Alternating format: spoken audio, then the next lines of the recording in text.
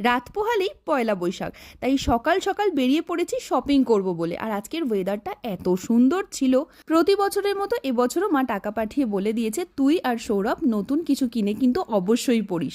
আর তাই আজকের বেরোনো। রোজই ভাবছি আজ যাব কাল যাব, এই করে করে আর যাওয়া হচ্ছে না, কিন্তু আজকে যেতেই হতো। প্রথমেই ঢুকলাম জুতোর দোকানে, সৌরভের একটা জুতো কেনার ছিল।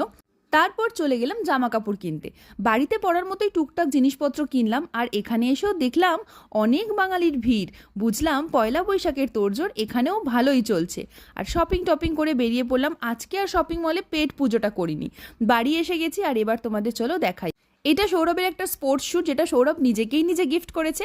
এবার হচ্ছে বাকি জামা কাপড়গুলো। এই হচ্ছে একটা ট্রাউজার, বাড়িতে পরার গেঞ্জি কাপড়ের, গরমকালে এই সব পরেই আরাম। আমার একটা নাইটিও অনলাইন থেকে কিনেছি। এটা হচ্ছে সৌরভের একটা হাফ প্যান্ট, এটা হচ্ছে একটা বক্সার, আর তার সাথে কিনেছি একটা ইয়েলো কালারের টি শার্ট। আজকের ব্লগটা এই অবধি। ভালো লাগলে সাবস্ক্রাইব।